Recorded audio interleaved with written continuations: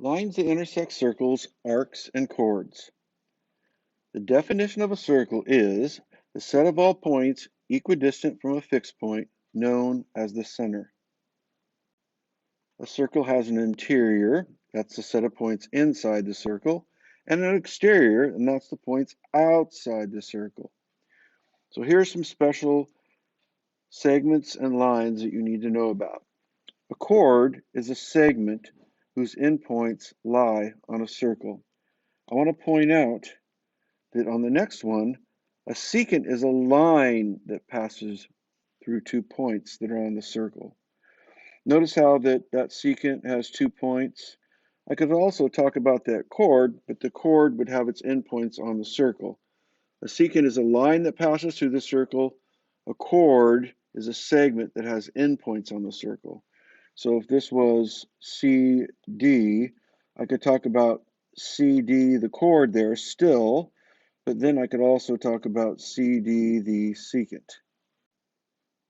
A tangent is a line in the same plane on the same flat surface that touches the circle at exactly one point, and that point is known as the point of tangency. So one more time, a chord is a segment with endpoints on the circle. A secant is a line that passes through the circle at 2 points, has to hit 2 points, 2 being the key word. A tangent touches the circle at exactly 1 point, and that point is called the point of tangency. Two circles are congruent if and only if they have congruent radii. So if two circles have congruent radii, then we know that they are congruent circles.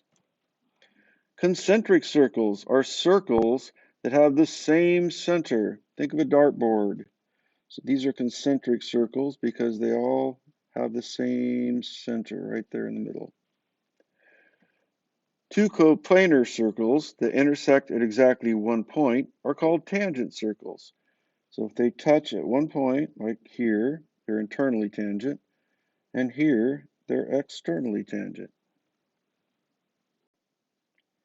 These two theorems are big ones, and it's the idea that a tangent is perpendicular to a radius at the point of tangency. You always get a right angle there. These two theorems are converses of each other. One says that if a line is tangent to a circle, then it's perpendicular to the radius at the point of tangency.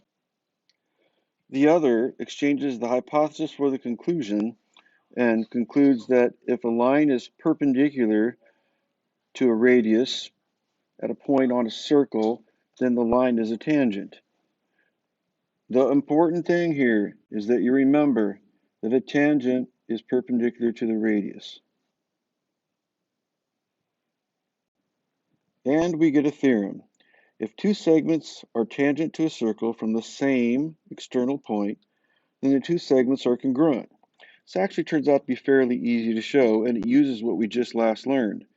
Notice how that if I connect these two, this is a tangent, they told us that, and I know I have a perpendicular. And I can do the same thing down here, and I know that it's a tangent to a radius, it is perpendicular. And showing those two are congruent, the two tangents, if I draw in that line there, take a look at the two triangles I just created. They have a congruent hypotenuse. And these two are radii, they're congruent. The radii are congruent. The hypotenuse is congruent. I have HL theorem, hypotenuse leg. Now that the two triangles are congruent, I know their corresponding parts are congruent, CPCT. That makes these tangents congruent. Since the triangles are congruent, those corresponding parts are congruent. The tangents then must be congruent. Next, we're talking about central angles. A central angle must have its vertex at the center. It must be at the center. That's why it's called a central angle. And it turns out then that we can measure the arc in terms of that central angle in degrees. If this x here is 80 degrees, as an example, then I can say the measure of that arc, the measure of arc AC, and use a little arc symbol over it. Notice the M for measure of is also 80 degrees. An arc then has a measure the same as its central angle. A minor arc is less than 180, and a major arc then, it requires 3 points to name it, is more than 180. So notice in this picture, the major arc would be the arc from here to here. And that be, if x was 80, then that would be 360 minus 80, because it's 360 degrees around the circle, which is 280 degrees. It requires 3 points to name a major arc, and it's more than 180. If the endpoints of a diameter lie on a circle, then we get an arc that is 180 degrees. Now, we needed to use 3 points to name it, because without those 3 points, I couldn't tell which one it was. If I just said arc EG, it could be this one too, but by using 3 points, there's no doubt which one we're talking about. Remember that with segment addition, we can say 2 segments make a big segment, like AB plus BC. Those 2 pieces together equal AC. And by not putting a bar over the segment, putting a bar like that, that's not correct, because if you put a bar over it, it's a shape, and you can't add shapes. So what we're doing here is adding 2 numbers to make a bigger number. That's what this means. 2 segments make a big segment. Angle addition was the same idea. I could say the measure of M means I'm talking about a number, and I can only add and subtract numbers. The measure of ABC, that's this one, plus the measure of angle, the other angle, DBC, is equal to the big angle, the measure of angle ABD. 2 angles make a big angle. We can do the same kind of thing with arcs. The measure of arc ABC, that's from here to here, is equal to the measure of arc AB plus the measure of arc BC. These 2 arcs make a larger arc. Same thing. Notice we put the arc symbol over the 2 points to identify it's an arc. We use M because we know we're talking about numbers, that was some measure of, and we're talking about the degree measurement here, not the length of it, which we will talk about later. Some properties. Congruent central angles have congruent chords. So if the central angles are congruent, that's the angle at the center, notice the center is the vertex, they have congruent chords. You can show that pretty easily by triangles. Look, these are radii, they're congruent. These are radii, they're congruent.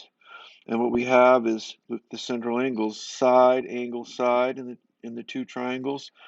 Therefore, we know their corresponding pieces are congruent. The chords have to be congruent. So the reason the chords are congruent, that's chord ED and chord CB, is because those triangles are congruent by side, angle, side. Congruent chords have congruent arcs. Well, the arc is based off, the measure of the arc is based off the measure of the central angle. Since we know the 2 triangles are congruent, remember the radii are congruent, these 2 triangles are congruent by side, angle, side. The central angles then are congruent because they're corresponding parts. And since the arcs are based off the central angles and the central angles are congruent, we know that the arcs are congruent. The degree measurement is congruent.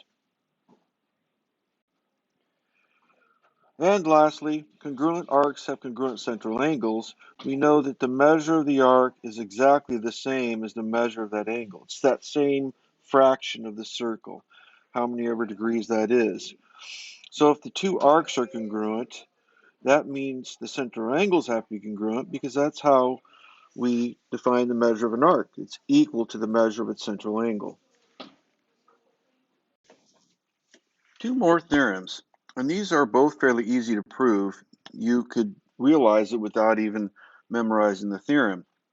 First one, in a circle, if a radius or diameter is perpendicular to a chord, then it bisects the chord and its arc. So if it's perpendicular, it bisects that chord. As I said, this one's fairly easy to show. Why? If you draw in CE and CF, these are radii. They're congruent. We see each triangle shares a side, and both are right triangles, and they share that side up there. What I have is hypotenuse leg again. Since the triangles are congruent, I know their corresponding pieces are congruent, which makes that piece congruent to that piece. It bisects that chord. That's just because they're congruent triangles there. The second one, in a circle, the perpendicular bisector of a chord is a radius. That's just the converse. I know if it perpendicularly bisects it, then it's the radius. You'll get some questions related to this where you have to use Pythagorean Theorem, and they'll draw in a radii, and they'll have a perpendicular chord in there and give you two lengths like the ones here, 5 and 6. It's not immediately obvious, but if you look at it and think about it, you'll discover that this is a radius length. That means the radius in the circle is 6 plus 5, it's 11. And from here to the center is a radius, and from here to the center again is a radius, and they're all 11. You can use Pythagorean theorem then to find that chord. Call this x. We know that x squared plus 6 squared equals the hypotenuse squared, 11 squared. X squared plus 36 is 121. Then we'll subtract 36 from both sides. 121 minus 36 is 85. We'll square root both sides. And in the homework, I ask for it both ways, in simplest radical form and rounded to the 10th. 85 divided by 5 is 17. Both 17 and 5 are prime. So we know there aren't any perfect squares in 85, which means x is the square root of 85. Now if we put that on our calculator, we can see that x is about, to the 10th, 9.1. We have talked about central angles. A central angle has its vertex at the center. Here's the center of my circle. This angle right here is 40 degrees, exactly like the arc. 40 degrees and 40 degrees. Those two pieces are the same fraction, the same part of the circle. They are equal. A central angle has a measure that is equal to the arc. Now we're going to talk about inscribed angles.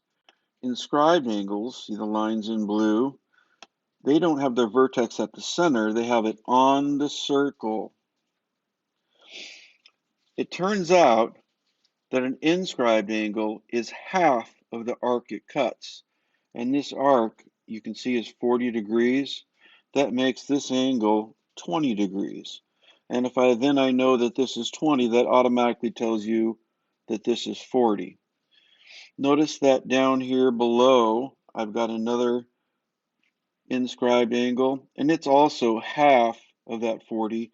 It's also 20 degrees.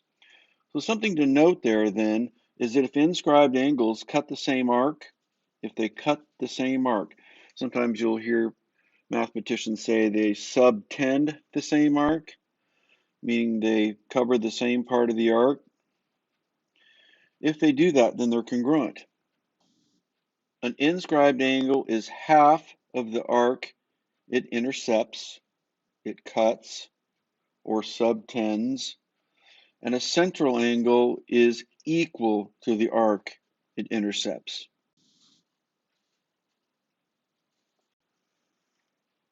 An interesting thing to observe is that if I take a triangle and put it in a semicircle half of a circle. The angle formed in that triangle, I'm talking about this one, and this one. These are inscribed angles.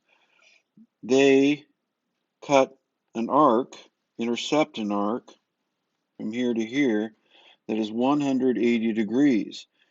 An inscribed angle is half of the arc it intercepts, meaning that this is 90 degrees, this one's 90 degrees, and this one's 90 degrees. So I could put a right angle symbol here, here, and here.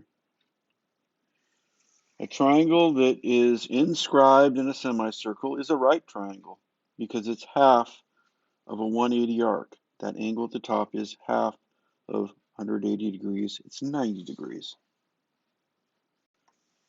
The rest of this video is questions from your assignment. VJ. VJ is a tangent.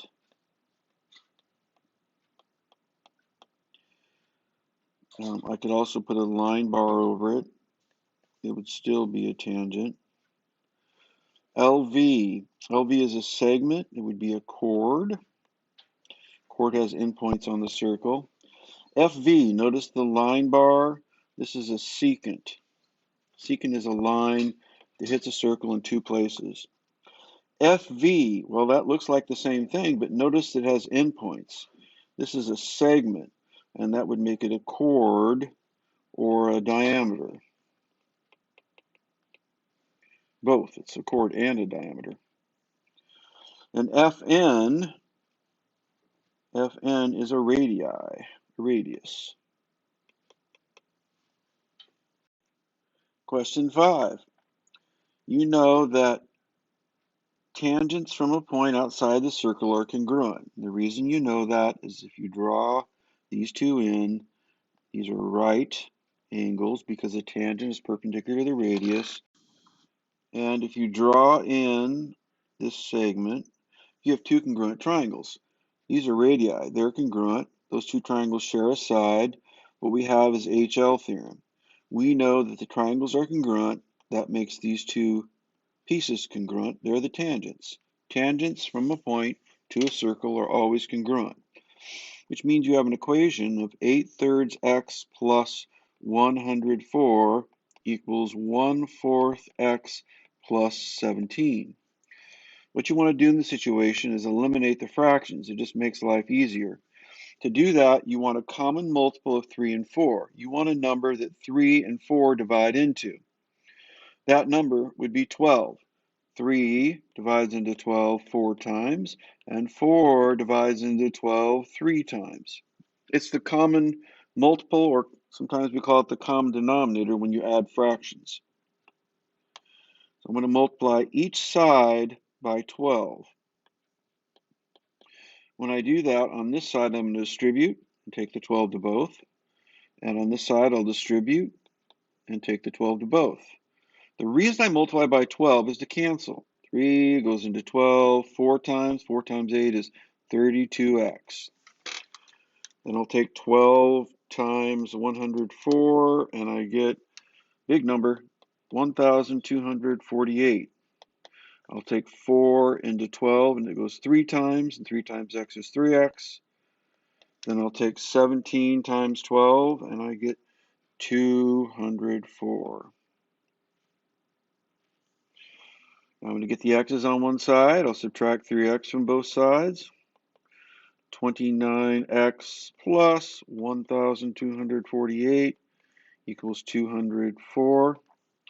And I'll subtract 1,248 from each side. And I get that 29x is equal to negative 1044, and I'll divide by 29. And I get negative 36. Now I need to take that and plug it in one of the equations. You should get the same answer in both or something went wrong. And remember that they're equal, so you only need to do one of them. I like the 1/4 x plus 17. I'll take 1/4 times my x, which I figured out was negative 36 plus 17. This is negative 9 plus 17, which ends up being 8. So these two are both 8, and x is negative 36. Question 7. There are a couple of ways you can answer this one. But either way, the first thing you need to realize is that a tangent is perpendicular to a radius. So I have a right angle there. One way would be to split this into two triangles. And then you'd have to split up the 139 degrees into two angles. 139 divided by 2 is 69.5 degrees. Then you could find these two angles and add them up, because that's what you want. The measure of angle B, it's that whole angle that we were talking about there. But there's an easier way. Now, if n is the number of sides, n minus 2 times 180 is the sum of the angles in any convex polygon.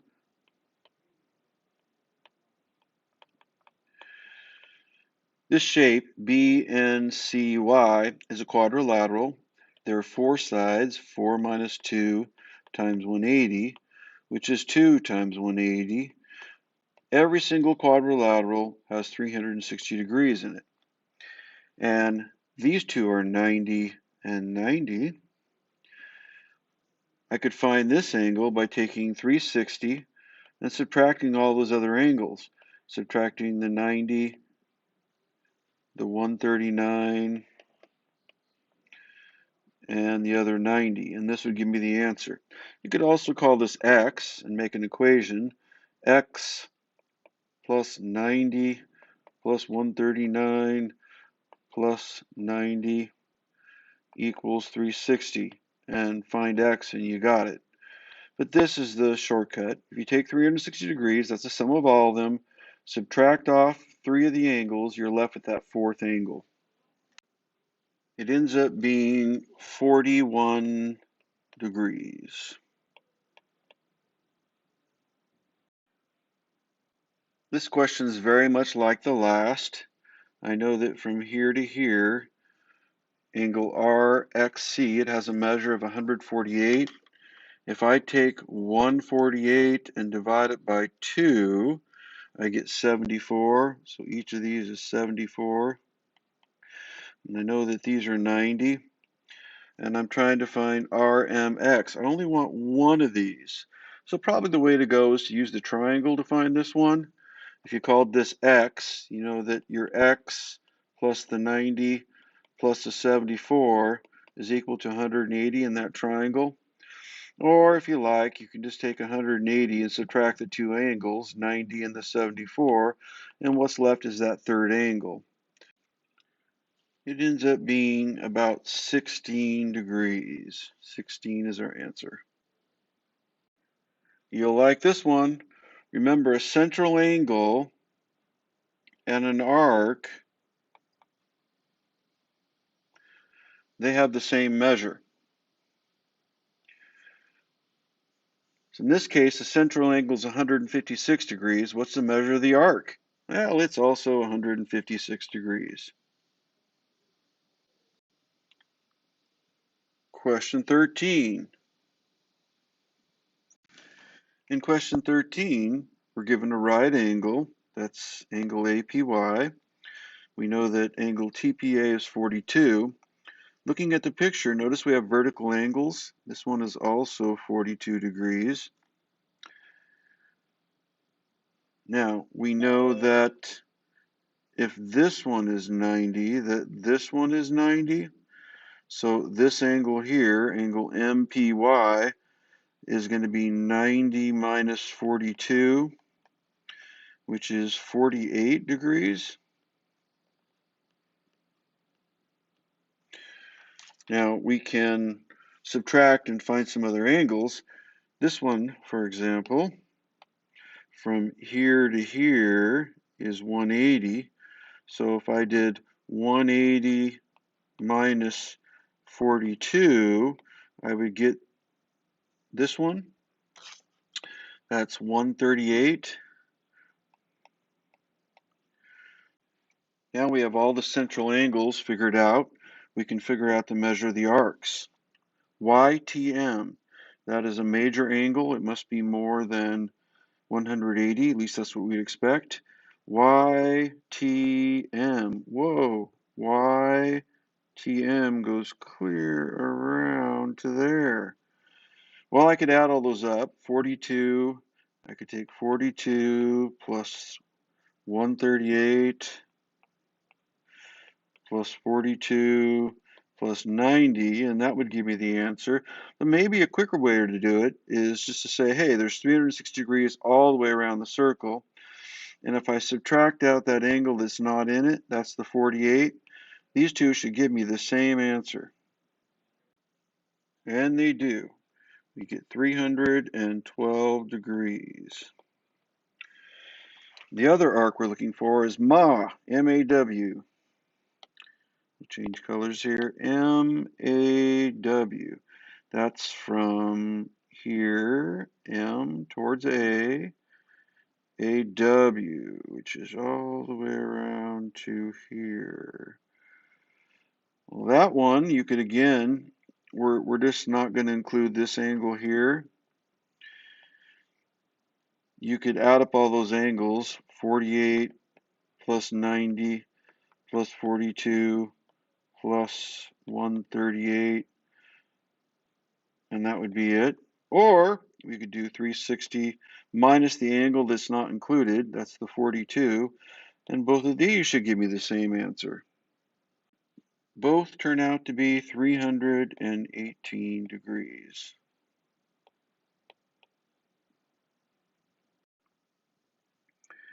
In question 16, they're asking us to find some arcs. Maybe we should find some of these angles. This one would be a good one. From here to here is 180. So if I take 180 and subtract those two angles, that will give me that missing angle. That turns out to be 76 degrees. We can erase this and put 76 right here. Now we know that that one is 180. It's a semicircle. Let's find our arcs. Arc AD. AD is from here to here.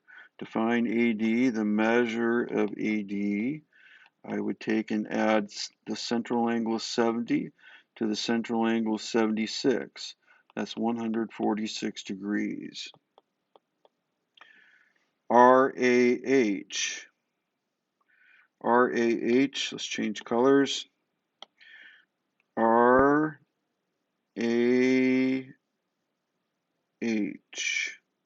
is right there. And it looks like it's the 180 plus this little piece right here, the 70. The measure of R, what's not an angle, of RAH, the arc, is equal to 180 plus that 70 central angle. That's 250 degrees. Remember, a central angle has vertex at the center. This is a central angle I'm drawing. And if I told you that this was 50 degrees, that means this arc is 50 degrees. An inscribed angle has its vertex on the circle. And if it hits the same arc, imagine those are straight lines, it has a measure that's half. It's, in this case, 25 degrees. So don't get those two mixed up. Central angle has its vertex at the center. Inscribed angle has its vertex on the circle. A central angle is equal to its arc. An inscribed angle is half of its arc. In question 21, right here, I know this is an inscribed angle, and it's half of this arc, meaning this arc is twice as big. 2 times 28 is what it's going to be. That's going to be 56 degrees. Measure of arc, LR, is 56 degrees. In question 25, we're using that one theorem, but we can just look at the picture and understand. If I draw in these two radii, these need to be straight lines. They're congruent because they're radii in a circle. If I look at the two triangles, both triangles contain that side that's length 6. Both triangles are right triangles. They have a right angle right there. They're congruent by the HL theorem. They have a hypotenuse, that's this one, and they have a leg, and the leg is the side they share. That's the length 6. So they're congruent. Since those two triangles are congruent, that means these pieces here are congruent. And if you look from here to here, 6 plus 15 is 21. That's a radius from here to here. That means this length is 21, and this length is also 21. We can use Pythagorean Theorem, let's call it x, and that will get us the length that's between z and d. We know that x squared plus 6 squared equals 21 squared. X squared plus 36 equals 21 squared is 441. I'll take a 36 off each side, and I get 405. Now I'm looking for perfect squares in 405. I could use a factor table, but I notice that it ends in 5. If I divide it by 5, it's 5 times 81. That was just a clue. 5 is not a perfect square, but it gave me a perfect square. Always look and check out obvious things that divide your number. If it ends in 5, you know 5 divides it. Divide it by 5 and see what's left. If I take the square root of both sides, 5 times 81 is underneath the root now. I can take the square root of 81. It goes outside the root as a 9. Left underneath then will still be the 5. So in simplest radical form, this is 9 root 5, 9 radical 5. Wait a sec here. I almost made a mistake. Look what you're asked for. It says, in simplest radical form, find VD. VD is from here to there. And notice that this piece of it is X, and then there's another piece of it that's X.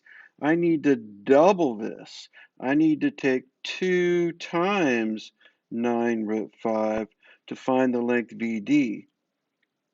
What I found is actually half of what I need. So double that. 2 times 9 root 5 is 18 root 5. Let's erase this. 18 root 5 goes in the box. And next we need to plug that into the calculator and round it to the 10th. 18 times the square root of 5 is to the 10th 40.2.